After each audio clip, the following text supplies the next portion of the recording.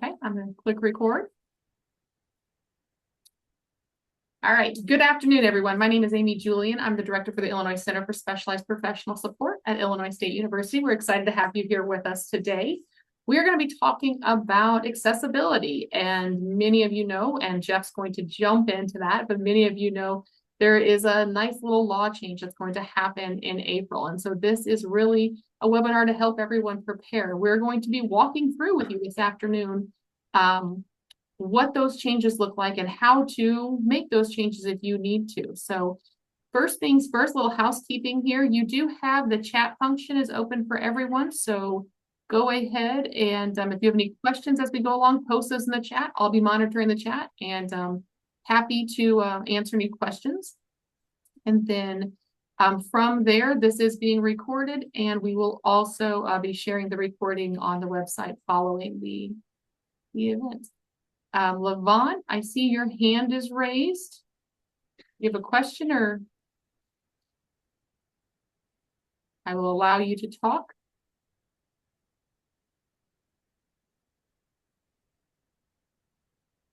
Levon, you're able to speak.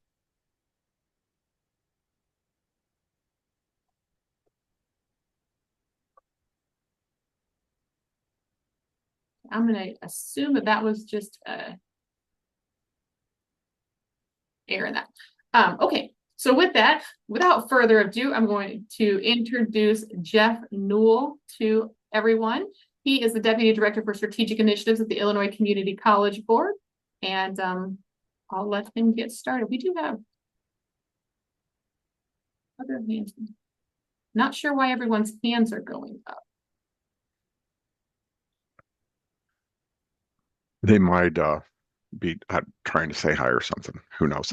I'm going to go ahead and get started then. But thank you everybody for being here today. Appreciate the great turnout for this. I know this has been pardon me, an issue that's been on everybody's minds as we try and come to terms with what's required and trying to meet the deadlines. So I'm going to walk through some background here on that, and if you could advance the slide, please. So just to begin, I'm not doing a whole history of the ADA or Section 504 of the Rehabilitation Act, but suffice it to say that the federal government has acted on this in various pieces of legislation since the 90s. These two federal laws here, the American with Disability Act and Section 504 of the Rehabilitation Act, requires colleges, universities, and other post-secondary institutions to provide equal opportunities to people with disabilities in all their operations, including equal opportunities to participate in and benefit from online services, programs, and activities. So guidance was provided by the Department of Justice in 2022. Providing updated guidance on this. There's a link on the screen where you could look at that information. But the DOJ has said they consistently have taken the position that the ADA's requirements apply to all the services, programs, or activities of state or local governments, including those offered on the web. Next slide. So then in 2023, the DOJ published a Dear Colleague letter that spelled out additional guidance and a timeline. And so theoretically, we should have already been doing this work, but now we're on the clock. And the tipping point for compliance comes from whether the population you serve, meaning your entire community, not just FTE for a college, is below or above the 50,000 persons threshold. The 50,000 population threshold was used because it corresponds with the definition of small governmental jurisdictions used in the Regulatory Flexibility Act. Everything I say today is not legal guidance, but community colleges would likely use the total population for all the counties for which they serve. Community colleges would not be a special district because they are likely not calculated by the Census Bureau. So then when you're looking at the screen here, then that gives you the timeline as either 2026 for those with populations over 50,000 or more, or 2027 for populations under 50,000 with the April timeline. Next slide, please. So additional clarity was provided in 2024 with this link on the screen. But it says the state and local governments' web content and mobile apps must meet the Web Content Accessibility Guidelines, WCAG, version 2.1, level AA technical standards. And if work is done by a private company for public use, it still has to meet those standards.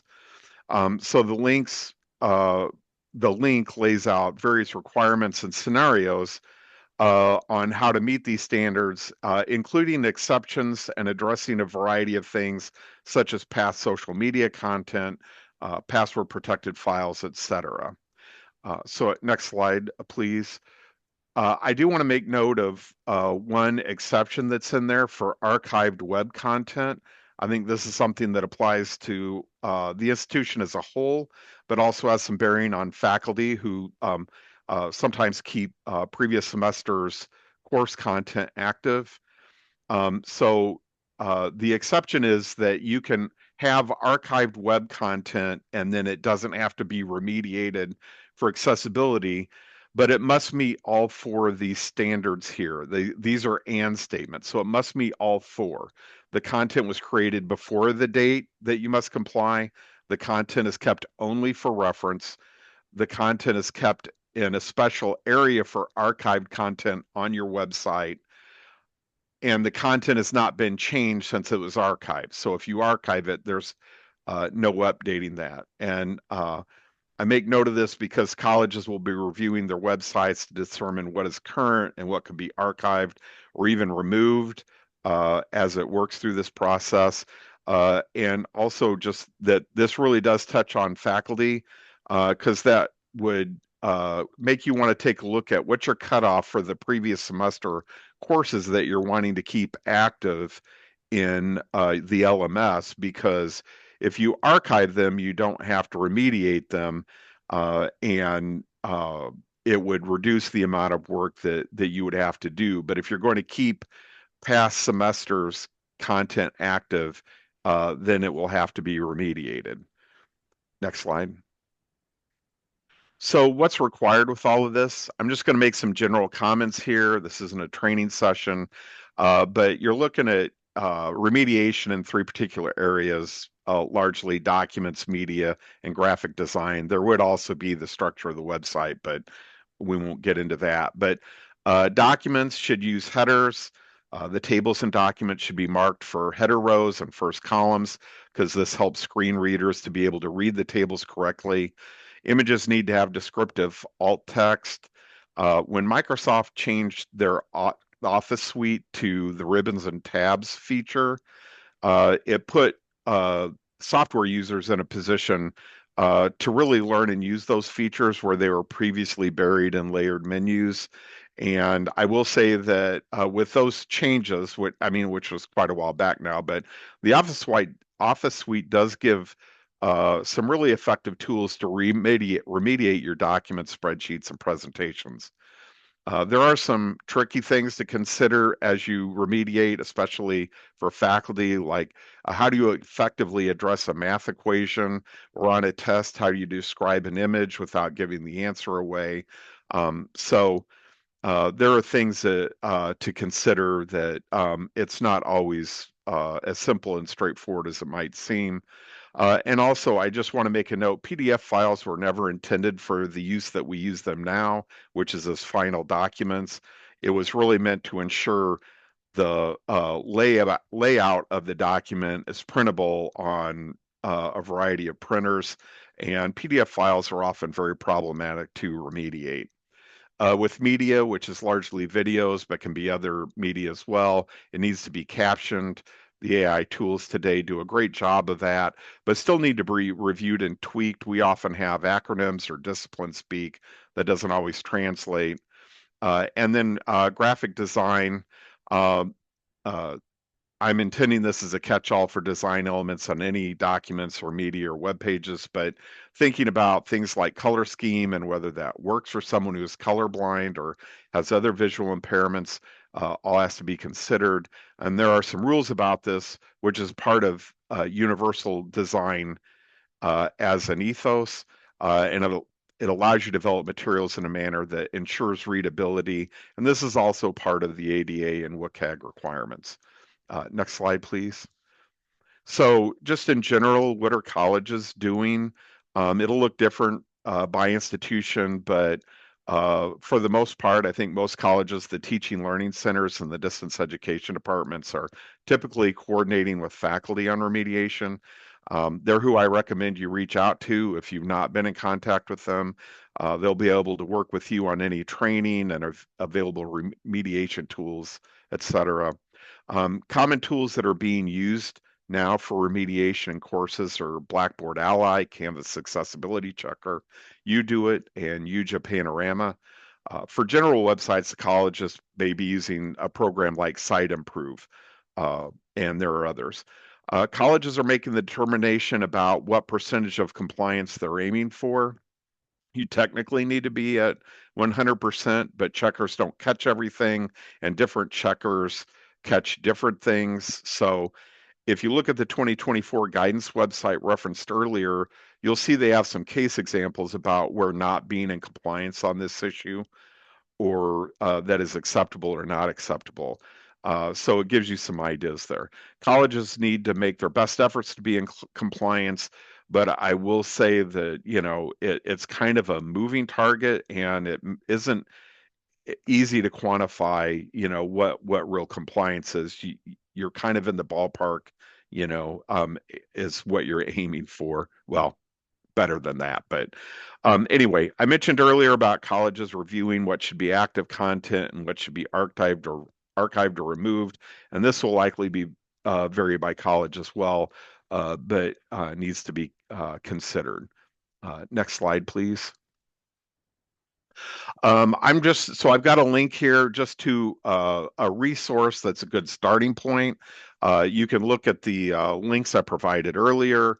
I'm sure your college has resources as well. But this link was a cheat sheet created by Nicole Zampano from Triton College. So if all of this is new to you and you want to take a look at what kind of elements you should be looking at or thinking about, you might find this document helpful. But I'm sure that you have stuff like this at your institution already too. So next slide, please. So with that's it for me, and I'm just kind of hitting on the highlights of this here. But I don't remember what our format is for questions. But if you had some questions you wanted to ask now, I'm glad to take them unless we're doing them at the end. We can pause now for questions. If you have a question, please post that in the chat. This is a Zoom webinar. So your cameras are off if you're in the audience and you are currently muted. So if you have questions, please post those in the chat. We did have one question, Jeff, that came in, and it was, are these populations for the number of students or the district populations? I see that. It's the district population, and that's where it's not going to be your total student population. It's going to be the whole population of the area you serve. So it's not student based. Excellent. And then we have a question. Any documents on website that is not in the archive must be accessible then by April 2026 compliance date? That was a question. If your institution's compliance date is April 2026, then yes. If your compliance date is 2027, then that's the date where where you have to be in compliance. Excellent, thank you. And then we have another question. Sometimes faculty take photos of the whiteboard work and post for reference. I assume that this will not be compliant any longer. Without alt text, no, it is not compliant. So you would need to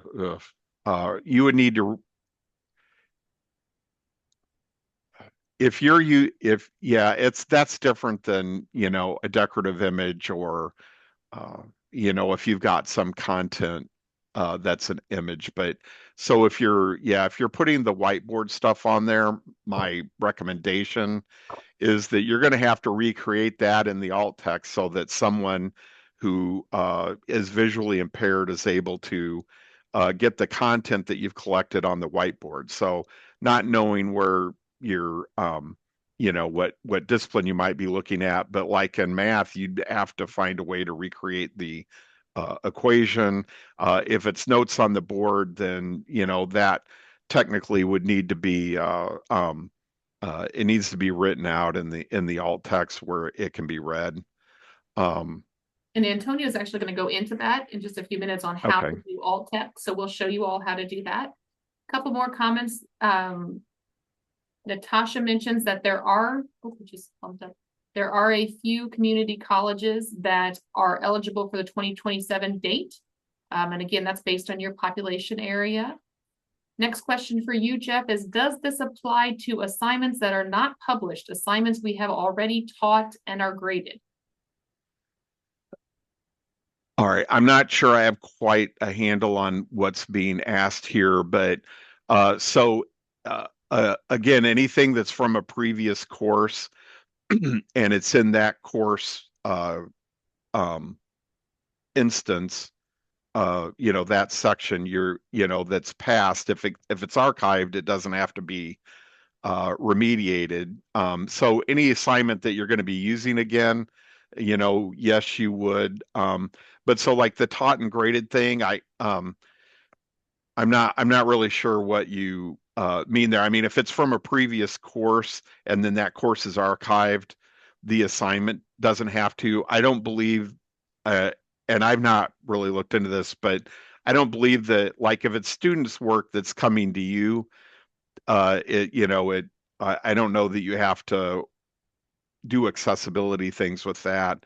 Uh, but if you're doing something that's like shared with a group, you need to find a way to make things accessible. And I don't know all the ins and outs of honestly about like if you're doing synchronous teaching online or if you're having students do like video presentations or live presentations.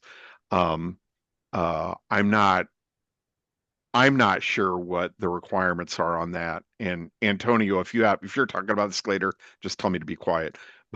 But so but I think you've got to do your best, make your best effort. Um, and a lot of time, like if you're doing a Zoom session, like you've got AI or some other web thing, you've got AI as a captioning tool there so that you can have live captions. There are things you can do for the live interactions and things that would help address some of this.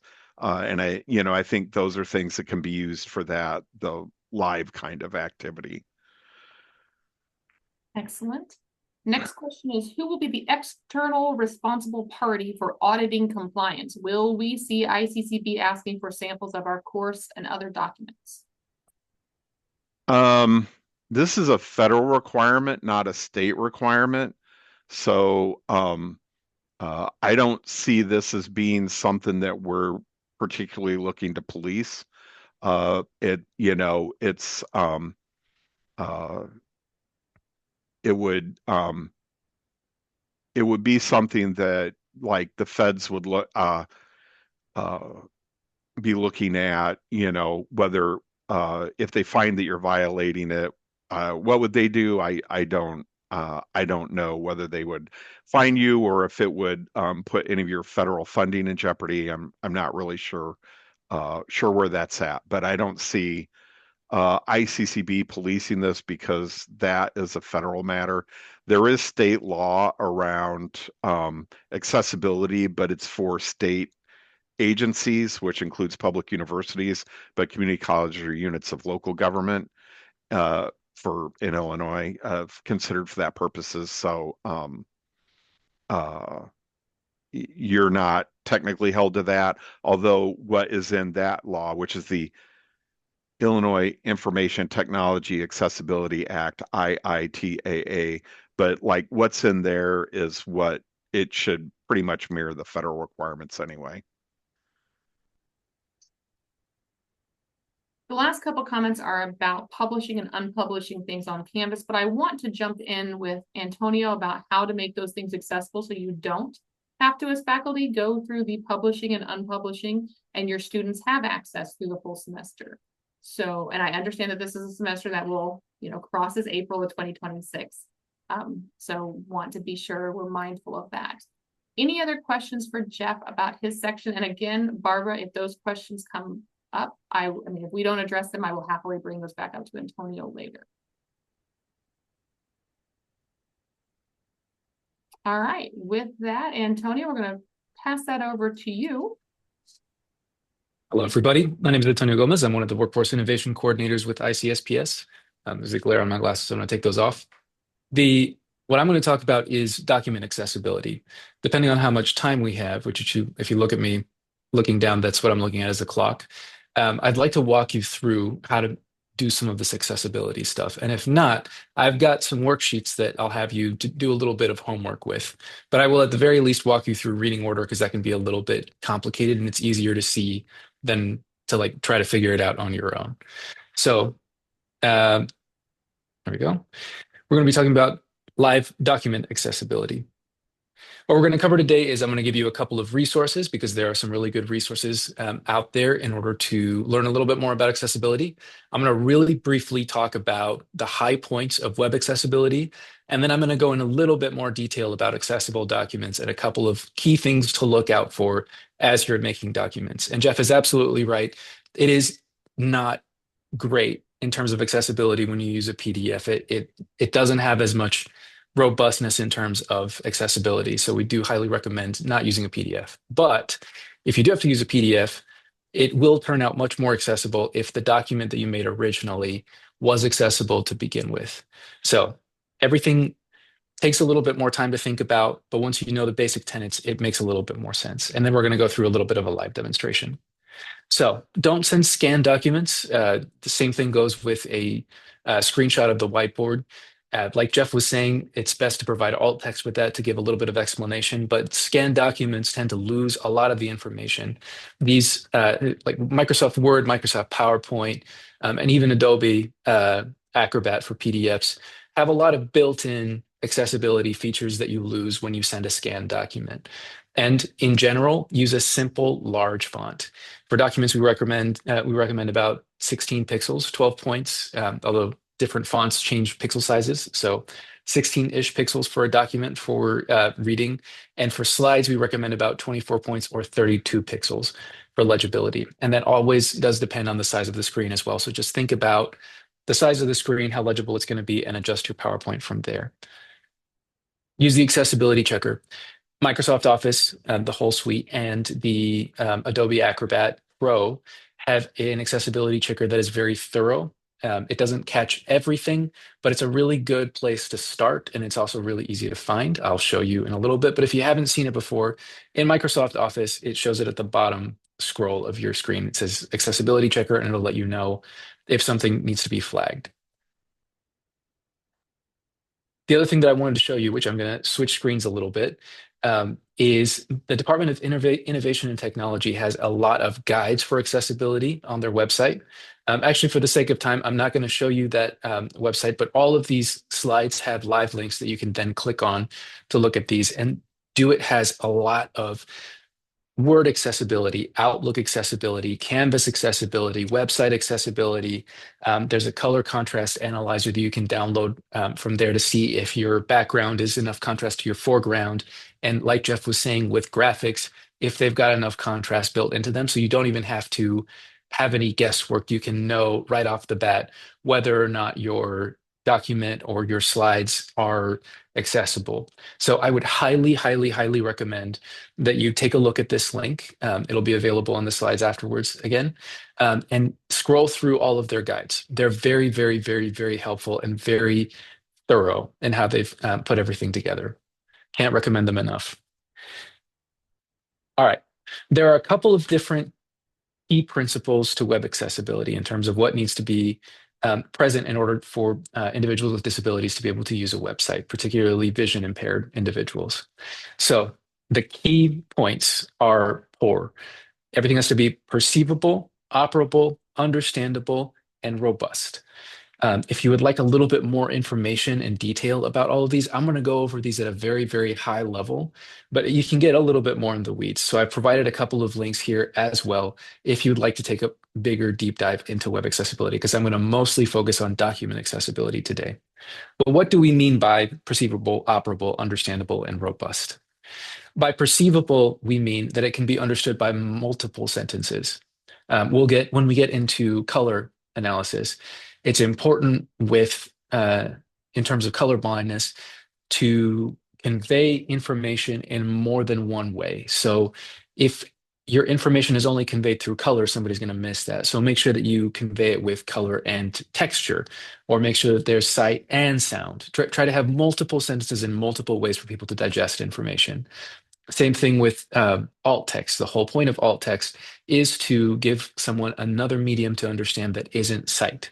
So alt text for images, conveying meaning by color and texture, closed captioning and audio descriptions for time-based social media. And time-based social media is like podcasts, videos, that kind of situation. Operable, able to access and use by all users regardless of ability. Some examples are that it can be navigated by more than just a mouse. It has the ability to turn off or adjust or extend time limits on web pages. Like, for example, if you're filling out a form, if there's a time-based expiration, that sometimes will not be able to be accessed by individuals with disabilities. So you have to be able to turn that off or prolong it. Ensuring that material doesn't trigger seizures or other dangerous physical reactions. Information follows a logical reading order, meaning left to right, large to small, image to text. That is a big part of web design, is having everything go from left to right when you're reading it, because that is how people naturally read. Understandable, can be understood by all users. This boils down to the very essence of writing, which is plain language, making sure that we're not using any terminology that isn't accessible, that we're not writing at a very high level, that we're able to convey information in a very, very simple way. The page language is specified. If the language is not specified, then sometimes it won't be able to read as well. It won't be able to read as well because it's going to be picking it up in a different language. So make sure that the language is specified on your web page. Web pages must appear and operate in predictable ways, which is with everything accessibility, there's always going to be a little bit of your own judgment involved.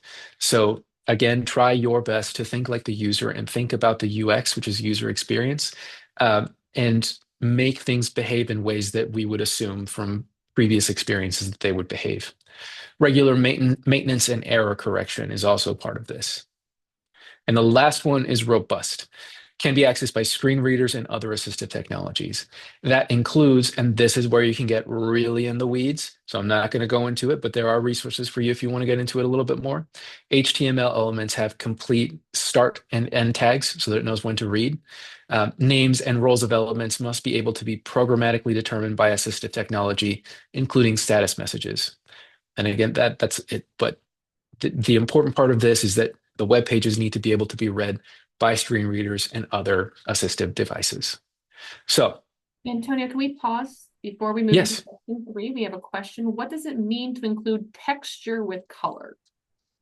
I'm going to get into that in a little bit. Okay. So I'm going to hold on to that question. Any other questions? No other questions. And thank you, Mary. We'll get to that in just a little bit. Yeah, absolutely. All right. So accessible documents. I borrowed very, very heavily from Moraine Valley Community College's 7 Pillars of Accessibility. So I wanted to give them a little bit of credit. But the 7 Pillars of Accessibility are what we're going to be going through. So I've changed a few things, but the first one of those is updating reading order. So in what the reading order is labeling everything so that the document knows exactly what's a header, what's normal text, what's a list, what level of header is it? Is it heading 1, heading 2, heading 3, heading 4? The reason why this is important is when you pick up a book and you have sight, you don't look at it and just read it front to back. You look at the index and you see, okay, this is relevant to me. I'm going to go here. I see this subtitle. Okay, that's relevant to me. And you get that information. When you're not providing that in documents, you're forcing people who are using screen readers to have to read a document front to back to find the information that they need. And that's really what most of this is about people being able to, with a screen reader, go to exactly the section that they need and for it to be labeled clearly and correctly. So the way that you find this in Word is on the Home Styles pane. There is the you right click style. I apologize. So you right click and select. This is a lot. I'm going to say this right now, but I'm going to show you later, and it makes a little bit more sense. You right click after selecting whatever text you're wanting, and then you can go to this styles pane, which is, as you can see up on the screen, showing your different options of what's normal, what's no spacing, what's heading 1, what's emphasis, where it has that italics, and you can update to match selection. If you see the screenshot right there, has select all, modify style, delete, update to match selection. So modify style will open up a separate pane where you can select what it's going to look like, choose the font, choose the spacing, choose the font size, choose the color. And update to match selection is a lot easier to use. You just select what you want it to look like. Like if you've got your Atmos 12, whatever you want it to be, and you want that to be your normal, you can select that, right click, go to that, and then update to match selection. That is going to make much more sense when I show it to you. So I'm just going to say it right now, and we're going to put a pin in it. But this is allowing you to be able to read. The important thing with this is that heading 1, which this most everybody gets wrong, is the document title. It's not your first subtitle. It is whatever the main document is. So there should only ever be one document 1. Document 2, or heading 2, is going to be any subtitle beneath that. We also recommend for style to not use any more than, it's not go any further than header 4. If you're going past header 4, unless it's a very specific type of document, which there are exceptions to every rule, you might want to rethink your structure because you might have a little too many subheaders for your own good. So simplify, make it a little bit less like headers upon headers upon headers upon headers upon headers. So try to stick to 4. The first one is the title. Heading 1 is the title. That's the very important one that most everybody messes up. In PowerPoint, it used to be so much more complicated. Even a couple of months ago, it was so much more complicated to do reading order. There is now in the review tab, check accessibility, reading order pane, a really wonderful way to just drag and drop the way that it's reading the order of the slides, which I will show you that too. Reading order is the one thing that even if we run out of time, I want to show you because it makes a lot more sense when you're doing it with me. So we'll get to that. Header 1 is the document title, max 3 subtitles. So I'm not going to repeat that, but header 1 is the document title. That is the thing that everybody messes up. It really messes up screen readers. So alt text. What is alt text? Alt text is a descriptor for any image that you have in a document. The important thing about alt text is that you don't want to put it in there if you don't have to. Because if you put in a paragraph about something that is purely decorative, like say, for example, that in this, let's go back a slide. For this hyperlink image, right here in descriptive links, there's a little grayed out image of a hyperlink. That's not conveying any information. If you put in alt text for that, then the alt text, the screen reader is going to read what it says, and it really, strictly speaking, was not necessary. So this applies to everything, like making sure that you've got, oh, I went too far. Making sure that for tables, you're only putting in the information that you need. For images, if it's something in the background or something to do with the template, make sure that you mark it as decorative. If it's just to have an illustration to break up the picture, the flow of the text, don't use alt text. If you do put in alt text, make sure that it is just the information that people need and try to be as brief as possible. The image that I've got here is an example of what alt text can look like. So the first one is called Yellow Apple, which doesn't really convey the full totality of what this looks like. So as much as I said to be brief, you do want to make sure that everybody is able to have the same information that they would have had they been able to see the image. So hand reaching for yellow apple hanging from the tree. There is, again, with accessibility, a little bit of leeway and a little bit of your own judgment. And some people like more detail than others. So it really is kind of up to you how much detail you put in there. But the general rule is we don't want to have any information lost that is important to the rest of the text. We don't want people to be reading the text and miss something and wonder if that was addressed somewhere else or if they just made a mistake because they couldn't see an image. But you also don't want to have to, whatever you put in the alt text, the screen reader is going to read. So don't annoy people. And if it's not conveying information, mark it as decorative. AI will generally come up with a description of whatever it is. It's frequently very good, but I would definitely double check it because sometimes it's overly descriptive, or it will mark something as it will give more information than you need to on something that is pretty decorative and simple. How to add alt text, the easiest way is to right click and then open up the alt text pane. I'm going to show you a little bit of what that looks like as well.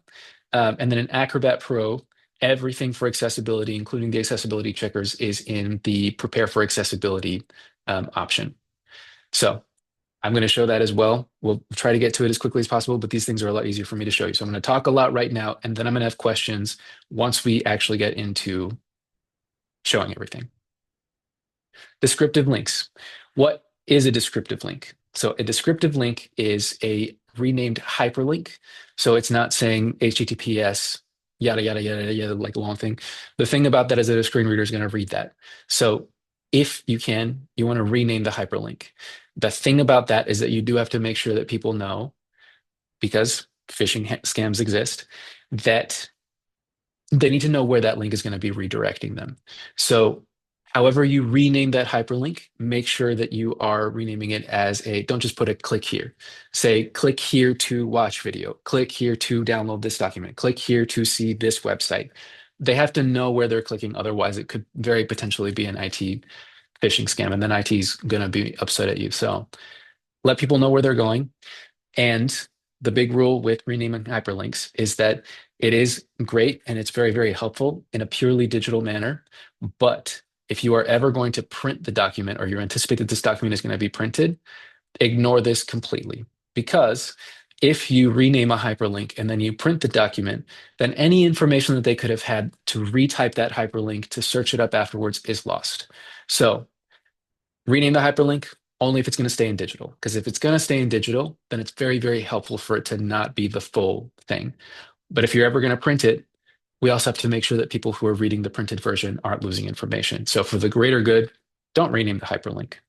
So I hope that made sense. We're going to show you how to rename a hyperlink in the worksheets. Color contrast. This is when we're getting to that question. The thing about color contrast is that it is really hard to remember the color combinations that are difficult for people to see who are colorblind. And color blindness is unique to every individual. So the colors aren't going to match up from person to person. The easiest way to go about this is to change your mindset a little bit. Again, we want to make sure that all information is not conveyed through one sense. So in that, we want to make sure that information is not just conveyed by color. So for example, when you look at a hyperlink in a document, it'll turn blue, but it's also going to be underlined. And that is done very much so that you can see from the underlined thing that it is a hyperlink. And if you switch the color to all black, or if the colors get switched up, or somebody can't see that it's blue in the rest of the text, the information isn't lost that it's a hyperlink. So make sure that you are thinking about several ways of conveying information. So for example, where this gets really useful is in like line graphs. So frequently we'll have line graphs that have the 3 different colors to signify 3 different things. And that is not legible for somebody, even with the key, if they're colorblind in certain situations. So make sure that you have maybe like dots, or like bigger dots and then like dashes, or something like that. So use color and then use something else, some sort of texture, in order to be able to convey that information. So I'm going to say this a billion times, but make sure that things can be understood with more than one sense. So this is especially important with links and buttons, because if you're not able to see that something is a button and you're not able to see that something is a link, so much information is lost for people. So make sure that more than one sense with everything that you do. There is also a really handy, which is the reason that I showed you the Do It page, or had that link in the slides. And it is spelled the British way. It's annoying. It is what it is. But the Color Contrast Analyzer is a app that you can download, and here's the link if you want to click it to download the link. It allows you to see the foreground color and the background color and see if there's enough contrast between the two. So from this screenshot here, you can see that at the very top, you see the foreground color and you see the background color. What it does is it's got a little dropper that I'll show you as well, because we are going to have time. I've determined that. And it shows you if that passes through regular text, if there's enough contrast to support the minimum amount of contrast needed for regular text or for large text. So regular text would be your normal at post 12 or whatever the document is written in, and then large text would be either with PowerPoint or your headings, subtitles, all that kind of situation. And then there are enhanced contrast requirements. So if something you know for a fact is going to be used by individuals who are have low sight, then make sure that it passes the enhanced contrast checker. In general, I would try to make things pass enhanced. And then the last option, so you can see those three little sections at the very bottom. The last section is non-text contrast. That is to check like a logo, like an image, that kind of situation, to see if it's still understandable by people who are not able to see. So very, very, very, very useful tool. And I highly recommend you install it. It's just an app that sits on your desktop. It's available in Windows and in Mac, and it works fantastically. So highly, highly, highly recommend that. Lists. There's not a whole lot to say here. Use the built-in list feature from Microsoft Office. Like when it automatically breaks things off into a list and has little subheaders and heading, like all that kind of situation, use the default. It works really, really, really well. It's not very complicated. Just make sure that you are using the built-in list feature. It will do that automatically, and just trust it. Make sure that everything's lined up. But Windows has done a very good job of making that very easy for you. So great. Thank you. That's all. Tables. As far as information is concerned, again, we want to make sure, like Jeff was saying, that you label your columns and your rows so that people can navigate. Because again, the same way that we don't want people to have to read a book front to back in order to find a certain amount of information that they need, we want people to be able to skip around in a table to see what information they need. So when you can, don't put a screenshot of the table. Make an actual table within Word. And Microsoft Excel is a little bit more fuzzy on accessibility. So if you can use Word, it's usually generally more accessible, but it is what it is. Anyway, the time that you want to switch that from using the built-in tables is if it gets so big that the text is so small that then you have a problem with being able to read it in terms of sight because the font is too small. So again, with everything, there's a little bit of use your own judgment. But if you're looking at the table and the table's getting a little bit too big, you might just want to take a screenshot and then put in the alt text what people need to know. So the thing to do with the alt text, though, is that generally when we're looking for a table, again, you have to, when we're looking through a table, there's certain information that we're looking for. There's certain big numbers in terms of how an apprenticeship's grown over a certain period of time, or what's the total, like something that there's usually some big number that we're looking at. And again, it gets a little difficult to describe in alt text what's in a table. So in the alt text, take the information that is the most essential and put that in the alt text. So just the big numbers, don't try to fit everything in there if you have to use a screenshot. There's going to be a little bit of information loss, but at least they'll be able to get the idea that most people would be walking away with when they look at the table, because most people are not looking at every single number on a table in general. With tables, though, if you're not using a screenshot and you're just using regular tables, there's one big rule, and that is make sure that you don't leave any empty spaces. That's really easy to forget, but empty spaces trip up a screen reader. So make sure that you label things as like not applicable, or a blank space, or just put a little X or something to let people know that there is no information in that spot. So make sure that you've got your rows here, or your columns here, your rows here, and there's a blank space right here. Make sure that you've got something in here, because that's going to trip up people navigating from this way. All right. Last one. Plain language, and then we're going to get into a little bit of a tutorial. So plain language is about how you write. Write for your reader. Who do you think your intended audience is? What do they know? Make sure that you've adapted whatever information you're saying to the person who's going to be reading that information. Major points first, details last. A lot of plain language is that a lot of people don't have time. They're not going to read every single detail. So you've got to be able to, from the outset, give them a good executive summary of what they're going to find here and allow people within the first couple of minutes to have a decent understanding of what the information being conveyed in the document is. People shouldn't have to dig for information. Eliminate filler. Try to be as brief and concise as possible. Don't inflate your word count. It's not the Charles Dickens time when you're being paid by the word to write a book. Be as brief as possible. Minimize abbreviations and acronyms. And if you do ever use an acronym, spell it out the first time. And if you ever mention a program, make sure that you're explaining what that program is. We get so used to talking about programs and acronyms in our worlds that it's really easy to lose the fact that a lot of people don't know what we're talking about. So always, always, always explain what an acronym is, explain what a program is, explain any of the jargon, and make sure that you use common definitions. Sometimes in our lines of work, we have a modified meaning for words that they don't mean what they mean to the general population. So we want to make sure that we're using how people generally would use words.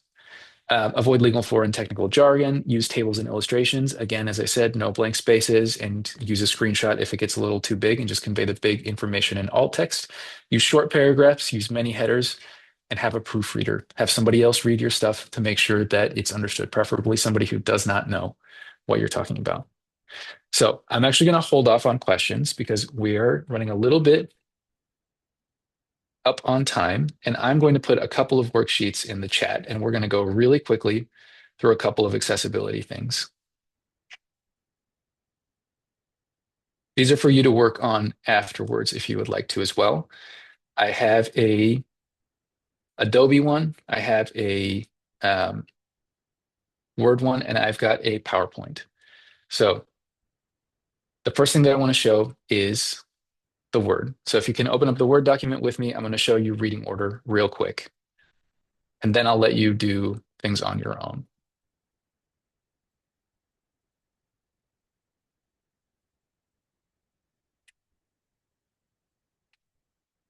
Okay. I've got the chat open now so I can see everybody's questions, and I'll try to answer them as I go through. But the first thing that we want to look at is the accessibility checker. As you can see, down here at the bottom, you can see this little thing that says Accessibility Investigate.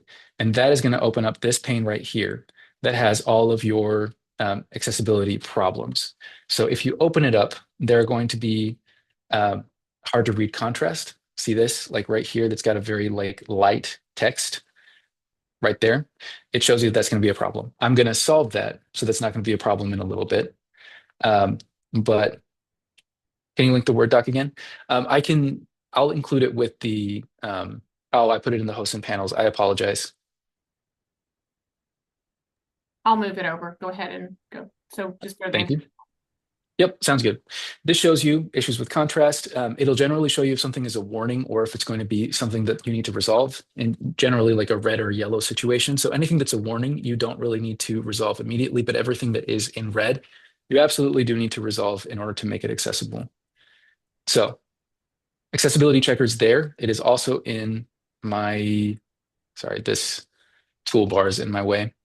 If you go to review, check accessibility, it's going to open up that same pane over here. Next thing that I want to show is the reading order. So the first thing that I want to do is make the document header heading 1. What you're going to do is you're going to go to Home. And if you can see up here, the styles pane, this like normal spacing heading, go ahead and click here. And that opens up a pane that's very, very similar to the accessibility pane for the accessibility checker. So this is all of your different options here. And as I said, heading 1 is meant to be your document title. So the really easy way to mark something as heading 1 is to select it. I've got my chat in the way. Select it, And then right here on heading 1, go down here and you see modify style, update to match selection. If I select update to match selection, then you see that that font changed and it matches this one now. Now that's going to be what heading 1 looks like. So this is going to be here heading 2. So I can do the same thing, select this, and this will automatically pick up on what font and everything is, and go to update to match selections. And that switched it as well. You can also go here to modify style, and it's going to open up a little pop-up that has you pick what font, what color, if it's got a space before the paragraph, if it's got a space after the paragraph, all of that. So you can do that manually. It's generally easier to do as select and then click update to match selection. But as you can see, if I wanted this to be a header 2, I can then just select this. I've already set this to be the way that it looks right now. And if I select header 2, it becomes exactly like the previous line. And if I select heading 1, which you shouldn't do because there should only be one heading, it becomes like heading 1. So that is how the screen reader is able to see it. And then if I click normal, it should go back to normal. And then this list, exactly the way that you see here, with the little list function here, is exactly what the screen reader needs in order to pick up on that information. All right, I'm going to check the chat really quick. I have reshared all the worksheets. There is a question about, because Adobe is behind a paywall, do you have any suggestions for other PDF remediation tools? Institutions are often designated as Microsoft institutions, so folks would have to access the built-in word checker, for example, but Adobe isn't always guaranteed.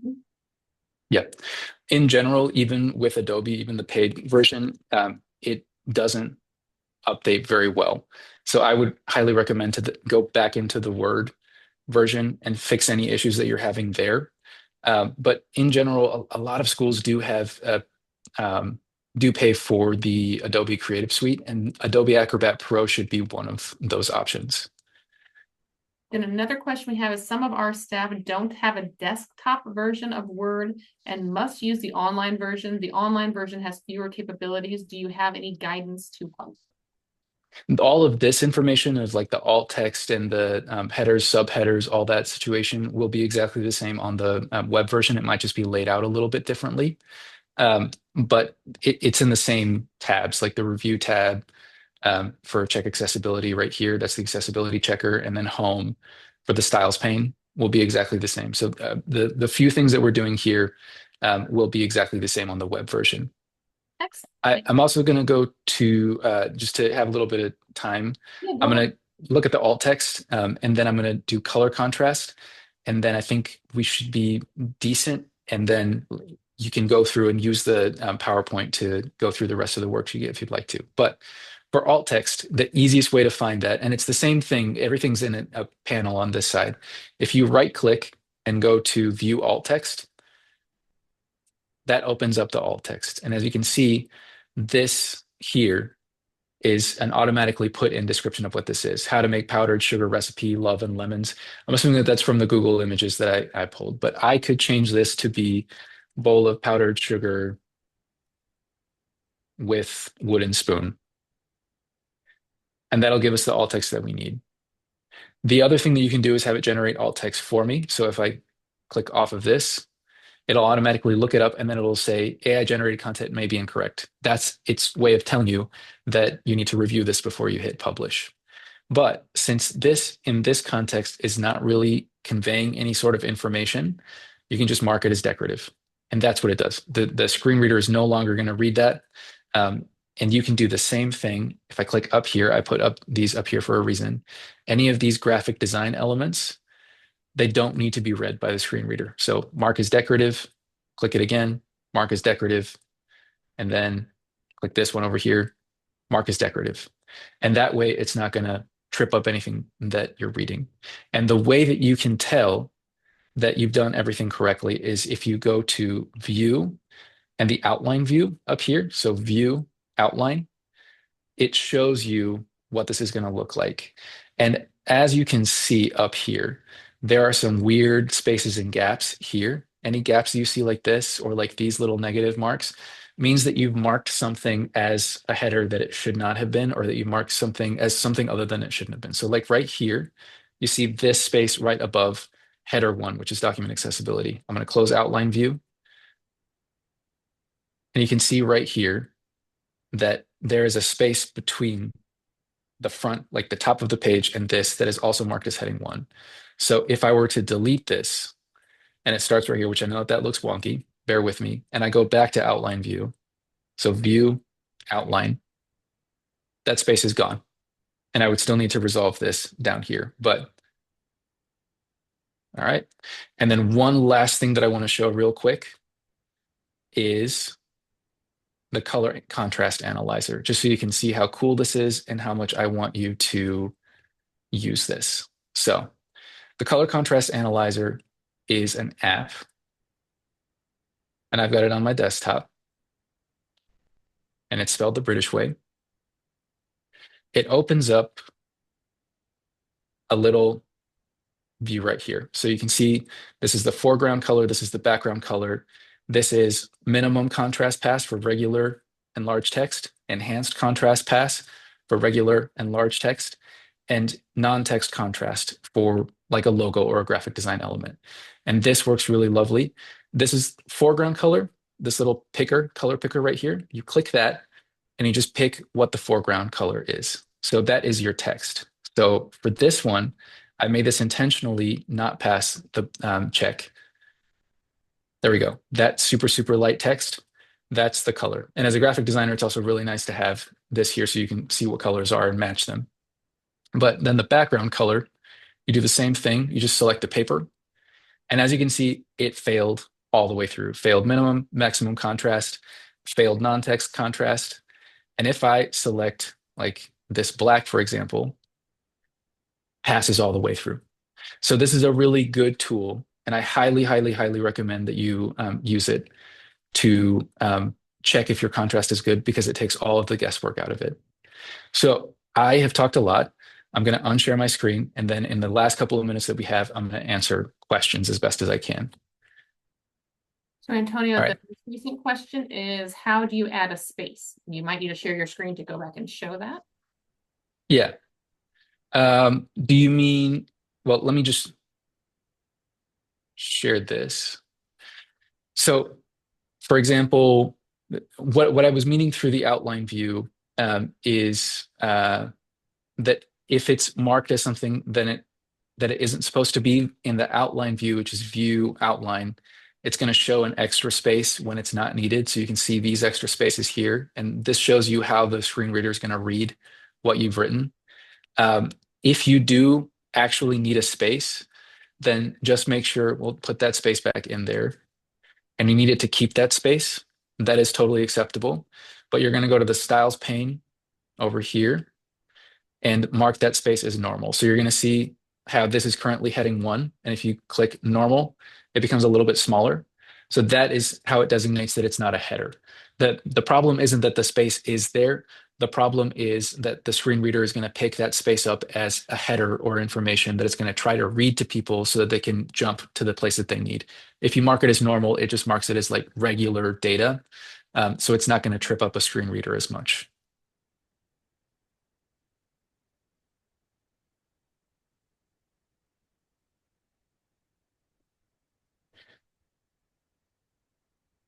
And then the other question is, what is the title if heading 1 is the document? So this right here, to be honest, have noticed this too. It's what I was told to put heading 1 as the title. So I am not sure. I've also noticed that. That is a really good question.